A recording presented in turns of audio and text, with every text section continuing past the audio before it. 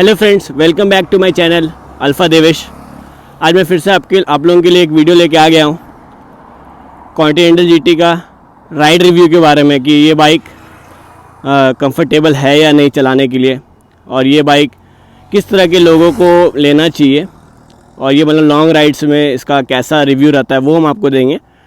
और आप लोग बने रहे। बस आप लोगों से एक छोटा सा रिक्वेस्ट है कि आप लोग जब ये वीडियो देखते हो तो एक लाइक ज़रूर कर दीजिए अगर आपको वीडियो पसंद आता है तो, और सब्सक्राइब करना ना भूलें, क्योंकि आप सब्सक्राइब करेंगे तो इससे मेरे को मोटिवेशन मिलता है। बाकी तो बढ़िया है। उम्मीद करते हैं कि आप लोग भी बढ़िया होंगे। ये जो बाइक है ये एक कैफ़े रेसर है। अब कैफ़े रेसर एक क्या है ना, एक 1960s के टाइम में ये कैफ़े रेसर्स वाला बाइक बहुत ट्रेंडिंग में आया था।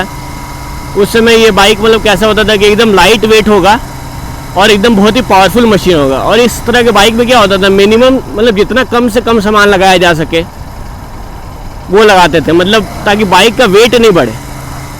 और इसको मतलब जैसे सिंगल सीटर करके रखते थे। उस समय क्या होता था कि इंग्लैंड में मतलब हर कोई तो कार नहीं खरीद सकता था, तो सब लोग कैफ़े रेसर खरीदते थे ज़्यादातर लोग, ताकि राइड कर सके। उन लोगों का काम ही यही होता था कि एक कैफ़े से दूसरे कैफ़े जाने का, एक बाइकर ग्रुप में एक कैफ़े से दूसरा कैफ़े जाते थे, वहाँ पर दूसरे बाइकर ग्रुप से मिलेंगे। मतलब आप यही समझ लीजिए उन लोगों का काम यही था कि जैसे हम लोग के टर्म से बोले तो गेड़ी मारना, मतलब निकल जाएंगे घूमने के लिए ग्रुप में, और फिर वहाँ जाके मिलेंगे, फिर वहाँ जाके होटल में रुके, कैफ़े में रुकेंगे, और फिर वहाँ पर होगा थोड़ा कॉफ़ी वगैरह या कुछ ड्रिंक्स पिएंगे, फिर ऐसे ही घूमते फिरते। मतलब एक वो स्टेटस सिंबल था उस समय कि हाँ भाई घूमने निकलना है ग्रुप में, फिर जाना है वहाँ पर किसी से मिलना है। फिर रास्ते में वो लोग रेसिंग भी करते थे आपस में। उन लोग अपना अपना तरीका था जीने का कि चलो रेसिंग करेंगे, जो सबसे लास्ट आएगा वो कैफ़े का सारा पैसा देगा। इस तरह का भी कुछ कुछ बातें हैं जो इंटरनेट में लिखा हुआ है कैफ़े रेसर्स के बारे में। तो कैफ़े रेसर्स तो बहुत पहले ही ट्रेंडिंग में आया था, बट उसके बाद से कैफ़े रेसर्स में बहुत ज़्यादा चेंज लाया गया है। मतलब आज के टाइम में अब देखिए कैफ़े रेसर्स थोड़ा सा मतलब उतना हल्का नहीं है। जैसे आज की ये कॉन्टिनेंटल जीटी की बात करेंगे तो ये जो है थोड़ा भारी है। पहले क्या होता था, कैफ़े रेसर हल्का होता था। और ये सब में अब देखते हो कि पहले इतना ज़्यादा हैवी इंजन के साथ नहीं आता था, पैरेलल ट्विन इंजन के साथ। अब क्या है ना, अब थोड़ा ज़्यादा सीसी के साथ आता है। जैसे आप देख रहे हो रॉयल एनफील्ड 650 सीसी वाले सेक्शन में ये बाइक निकाली है, जो कि बहुत ज़्यादा है। चलिए अब इस बाइक का सीटिंग पोस्चर के बारे में थोड़ा बात कर लेते हैं। इस बाइक का सीटिंग पोस्चर थोड़ा सा मतलब आप ये बोल सकते हैं सेमी एग्रेसिव टाइप का है। मतलब बिल्कुल ही KTM या फिर RM5 की तरह नहीं है, बहुत ही ज़्यादा एग्रेसिव नहीं है। और इसका थोड़ा ऐसा रहता है कि आप थोड़ा सा आगे लीन फॉरवर्ड किए रहते हैं, बट आपका जो लेग्स रहता है वो थोड़ा सा पीछे साइड में रहता है। मतलब पूरा बिल्कुल ही 90 डिग्री पे नहीं रहेगा, हल्का सा पीछे रहेगा। तो जो पीछे बैठते हैं उनका भी फुटरेस्ट जो है वो हल्का सा पीछे की ओर है। तो वो क्या होता है ना, हल्का मतलब जैसे आप बोलेंगे किसी का ऐसा मानना पड़ेगा, किसी को क्या है ना, अब एग्जैक्टली 90 डिग्री पे रखने का आदत होता है। अब हल्का सा पैर जो मुड़े रहेगा, लॉन्ग ड्राइव में क्या होता है कि पैर में उतना प्रॉब्लम भी आने लगता है किसी को, अगर पैर मोड़ के रखेगा तो। मेरे को तो ऐसे इसका सीटिंग पोस्चर बहुत ही मस्त लगता है। और इसका अगर हम बात करें हैंडलिंग का, तो हैंडलिंग एकदम बहुत ही गजब है। मतलब इसका ऐसा है कि ये इतना हैवी बाइक है, तो ये सब हाईवे वगैरह सब में आप कितना भी हवा तेज़ चलता हो, मतलब एक ये है कि रोड को एकदम पकड़ के चलता है, क्योंकि इसका पूरा मेटल बॉडी और इतना हैवी है। और क्योंकि इसका हैंडल जो है क्लिप ऑन हैंडल बार से बिल्कुल उस तरह का नहीं है, मतलब स्ट्रेट हैंडल बार नहीं है, क्लिप ऑन हैंडल बार से। तो इसका क्या है कि आपको वो एग्रेसिव लुक में चलाने में ना एकदम मज़ा आ जाता है। और अगर हम बात करें जैसे कि अगर आप स्ट्रेट रॉड का अगर बात करें जो इंटरसेप्टर में आती है, उसमें क्या होता है, उसमें आपका पोजीशन बिल्कुल अपराइट होता है। मतलब आप इस तरह से आप बैठेंगे, मतलब उसमें आपका बैक पूरा स्ट्रेट रहेगा, और उसमें आपका लेग्स भी बिल्कुल 90 डिग्री पर रहेगा। मतलब इसमें इंटरसेप्टर में क्या होता है कि फुटरेस्ट थोड़ा थोड़ा आगे है और इसमें थोड़ा थोड़ा पीछे है। तो ये हल्का सा चेंजेस है, जो मेजर चेंज है दोनों के बीच में। और हम आपको बता दें, जैसे कि अगर हम लॉन्ग राइड की अगर बात करें कि लॉन्ग राइड में क्या क्या प्रॉब्लम आता है पर्टिकुलरली इस बाइक में, तो लॉन्ग राइड में प्रॉब्लम ये आया था, मतलब जैसे हम तो अभी तक मैक्सिमम 125 किलोमीटर गए थे और 125 किलोमीटर आए थे, मतलब यहाँ से रांची गए थे और रांची से आए थे वापस। तो हुआ ये था कि मेरे को तो पर्टिकुलरली कैसा हाथ में तो कोई ऐसा जोर नहीं पड़ रहा था, बट ये कि इसमें इसका जो सीट है ना वो बिल्कुल भी मतलब सॉफ्ट वगैरह नहीं है, सॉफ्ट नहीं है, तो मतलब हार्ड है हल्का सा। तो एक समय के बाद आपको मतलब वो पेन करेगा उधर बैठने में, मतलब उतना भी सॉफ्ट नहीं है, थोड़ा सा सॉफ्ट होना चाहिए था। और बाद बाकी एक दूसरा इशू जो मेरे को पर्टिकुलर हुआ तो वो मेरा हेलमेट के कारण ही हुआ था। मेरा हेलमेट एक्चुअली हम जो यूज़ करते हैं वो है एक्सॉर का हेलमेट। तो एक्सॉर का हेलमेट अराउंड 1.6 किलो मतलब 1.6 kgs का है। तो उसमें क्या होता है ना, मतलब जैसे अब विंड बहुत ज़्यादा तेज़ चलता है, आप लगातार हाईवेज़ में 100 प्लस या 120 ऐसा स्पीड चलाएंगे तो विंड बहुत तेज़ चलते रहता है। तो विंड बहुत ज़्यादा तेज़ चलने से क्या होता है कि आपका मतलब जो आगे से विंड का प्रेशर जो आता है वो आपको हेलमेट पर पड़ते रहता है, और हेलमेट पर अगर पड़ते रहेगा तो एक समय के बाद वो आपको गर्दन में पेन देगा,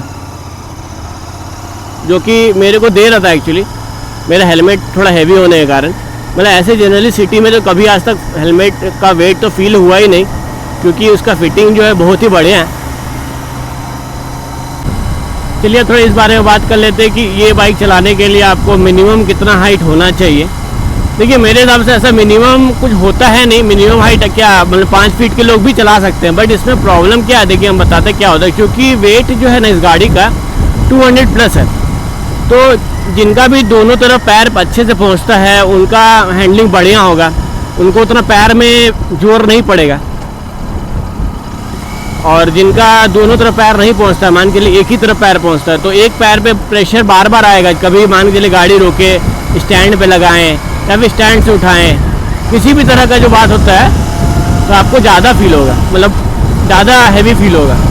या फिर मान के चलिए अगर आपका हाइट थोड़ा कम है तो उससे क्या होगा, तो मान के चलिए गाड़ी आप कहीं पार्किंग में लगाए हैं और पार्किंग से जब बैक कर रहे हैं तो उसमें आपको प्रॉब्लम आएगा कि आपको दोनों पैर नहीं पहुँच रहा है। पीछे अगर मान लीजिए हल्का सा अनइवन ग्राउंड है और उसमें आप बैक करने का कोशिश कर रहे हैं, बैक हो नहीं रहा है, तो उस समय में प्रॉब्लम होता है। तो मेरे को ऐसा लगता है कि अगर सपोज आपका हाइट अगर 5 फीट 5 इंच से अगर नीचे हो तो थोड़ा सा प्रॉब्लम हो सकता है, क्योंकि ये वेट हैवी एंड में। बाद बाकी अगर देखिए हल्का बाइक होगा तो उसमें हाइट प्रॉब्लम नहीं होता, थोड़ा हाइट ज़्यादा भी रहता है तो काम चल जाता है, मतलब उतना दिक्कत नहीं है। बट इसमें क्या है, इसका वेट बहुत ज़्यादा है, तो वेट बहुत ज़्यादा होने से क्या होता है कि आपको पैर में ना मतलब पैर को हार्म करेगा, क्योंकि आप एक ही पैर से लगातार ज़्यादा प्रेशर डालते रहेंगे, दूसरा पैर नहीं पहुंचता रहेगा, तो वो दिक्कत होता है। तो इसलिए मेरे हिसाब से 5.5 सही हाइट है, उसके ऊपर के लोग इसको चलाएंगे तो और बेटर रहेगा उसके लिए।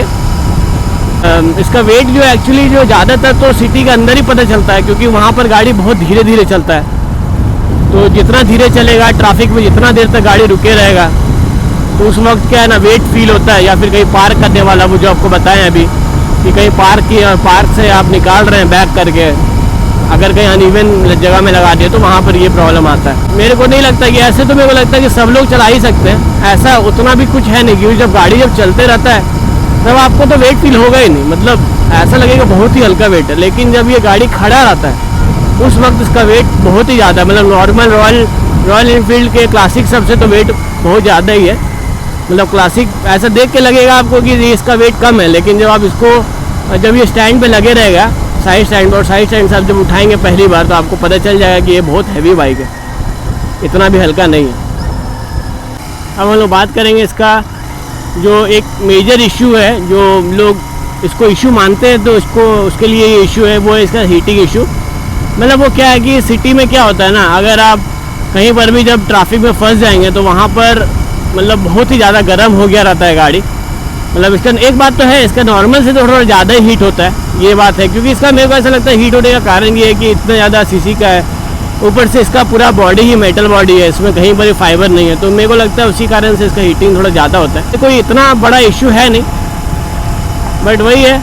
अब जैसे अब राइड का रिव्यू दे रहे हैं आपको, तो हम ये भी बता देते हैं कि जैसे कि हम तो रहते हैं जमशेदपुर शहर में, तो सिटी के अंदर जो क्या है ना, मतलब ये जमशेदपुर जैसा शहर के लिए बाइक नहीं है, क्योंकि इसमें क्या होता है second gear third gear second gear बस ऐसे ही रहता है। अब हाईवे जाएंगे तभी आपका कोई फोर्थ फिफ्थ सिक्स ये सब का जरूरत पड़ेगा। उसमें क्या है, कम गियर में चलाएंगे तो गाड़ी थोड़ा ज़्यादा हीट करता है, ऊपर से आपको माइलेज भी ज़्यादा लगेगा, क्योंकि आप क्लच को भी बार बार यूज़ करते हैं। तो इसी तरह से मेरे को ऐसा लगता है कि मेरे को माइलेज थोड़ा सिटी में कम देता है। तो वही हम कह रहे थे कि ऐसे मेरा सिटी उतना भी बड़ा सिटी नहीं है, मतलब मेट्रो सिटी ऐसा नहीं है।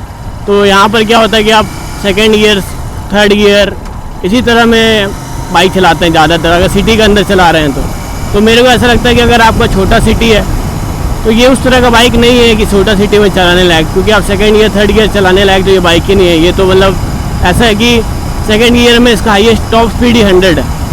तो मतलब ये ऐसा है, बनाई है इसीलिए कि आपको 100 टच करना है, मतलब ऐसा 100 के अराउंड ये वाला गाड़ी आराम से चलती है, तो आप 100 पर क्रूज़ कर सकते हैं। हाईवे सब के लिए बहुत बढ़िया है, पर सिटी वगैरह के लिए तो बिल्कुल भी मतलब नहीं है अच्छा, क्योंकि सिटी में क्या होता है कि आप एक तो कम गियर पे चलाएंगे, जैसे कम गियर पे चलाएंगे तो आपको वेट भी ज़्यादा फील होगा। कहीं पर भी अगर जाएंगे तो उसको सिटी के अंदर एक्चुअली वेट आपको ज़्यादा ही फील होगा। सिटी में थोड़ा सा रिस्ट में भी पेन आता है सिटी के अंदर, क्योंकि आप सिटी के अंदर एक तो है कि आप बहुत बार लगातार आपको क्लच पकड़ के रहना है, तो उस तरह से भी रहता है, और क्योंकि इसका पोस्चर पहले से ही एग्रेसिव है ऑलरेडी, तो उस तरह का प्रॉब्लम आता है। बट मेरे को ऐसा सच बताया तो मेरे को इस बाइक के बारे में कुछ भी ऐसा ख़राब नहीं लगता कि नहीं भाई अब मैं बाइक लेके गलती कर दिया। नहीं, बाइक लेके बहुत सही डिसीजन लिया था, क्योंकि जब हम ये बाइक खरीदने का सोचे थे तो उस समय जब हम टेस्ट राइड के लिए गए थे तो टेस्ट राइड में मेरे को इंटरसेप्टर दिया गया था, वहाँ पर कॉन्टिनेंटल नहीं था। तो इंटरसेप्टर चलाने बाद ही मेरे को पता चल गया था कि हम एक ये कि बहुत ही पावरफुल मशीन खरीदने वाले हैं, बहुत ज़्यादा पावरफुल, क्योंकि उसका जो पिकअप था मतलब एकदम अनकंट्रोलेबल पिकअप, मतलब स्टार्ट ही होता था इतना स्पीड से, मतलब क्या ही बता सकते हैं आप उसके बारे में आपको। और फिर हम सोचते कि अगर ये ऐसा है तो कॉन्टिनेंटल में तो और एग्रेसिव लुक है, मज़ा आ जाएगा। मतलब मेरे को ऐसे तो एक स्पोर्ट्स बाइक हो और बहुत ही पावरफुल हो, तो बस मैंने इसीलिए ये बाइक को ख़रीदा। और इस बाइक में बस ये है कि आपका जो वो होता है ना एग्रेशन थ्रिल, आपको जो मज़ा चाहिए मतलब बाइक चलाते वक्त कि हाँ भाई मेरे को मज़ा आ गया। मतलब कोई सोचा भी नहीं था कि रॉयल एनफील्ड किसी दिन इस तरह का बाइक निकालेगा, क्योंकि आप देखते हो रॉयल एनफील्ड किस तरह का बाइक निकालता है। ज़्यादातर उनका जो उनका जो बाइक्स है, बुलेट्स है, क्लासिक है, मीटियोर वगैरह है, वो सब जो है वो थोड़ा अलग तरह का बाइक सब है। मतलब 650 सेक्शन में इस तरह का स्पोर्ट्स बाइक जैसा तो कभी नहीं निकालने वाला था। बट ये है कि जब से निकाल दिया कोई मतलब रास्ते में भी कोई नहीं पहचान पाता है कि ये रॉयल एनफील्ड का बाइक है, क्योंकि रॉयल एनफील्ड से लोग ऐसा एक्सपेक्ट तो नहीं करते हैं कभी, क्योंकि उनका जो ये है कि उनका बाइक भी अलग तरह का होता है, जिसका वाइब्रेशन ज़्यादा होता है, आवाज़ ज़्यादा होता है। इसमें क्या है कि वाइब्रेशन बहुत कम है और आवाज़ मतलब एकदम मतलब वो उस तरह का आवाज़ नहीं है बुलेट जैसा, पूरा रिफाइंड आवाज़ है और इंजन भी बहुत ज़्यादा रिफाइंड है। तो रॉयल एनफील्ड सच में बहुत अच्छा बाइक बनाया है। बाकी तो चलिए सब फीचर आपको बता दिया जितना था, इससे ज़्यादा तो और आपको कुछ भी पूछना हो, जैसे मान के चलिए अगर आपको कुछ पर्टिकुलर कंसर्न हो इस बाइक को लेकर के, तो आप कमेंट सेक्शन में पूछ सकते हैं। बाकी फिर से मैं वही कहूँगा कि आपको अगर मेरा वीडियो का कंटेंट अच्छा लगता है तो लाइक ज़रूर करें और सब्सक्राइब तो करें ही करें, ताकि मेरे को ऐसा लगना चाहिए कि आप लोग बहुत अच्छे से सपोर्ट कर रहे हैं और मेरे को मोटिवेशन मिलना चाहिए। मेरे को ऐसा अगर सब्सक्राइब करेंगे तो मेरे को लगेगा कि आप लोग मेरे कंटेंट को पसंद कर रहे हैं। बस चलिए तब, थैंक यू। अगले वीडियो में मिलते हैं जल्दी, आपके लिए आप लोगों के लिए अगला वीडियो भी लेके आएंगे। चलिए।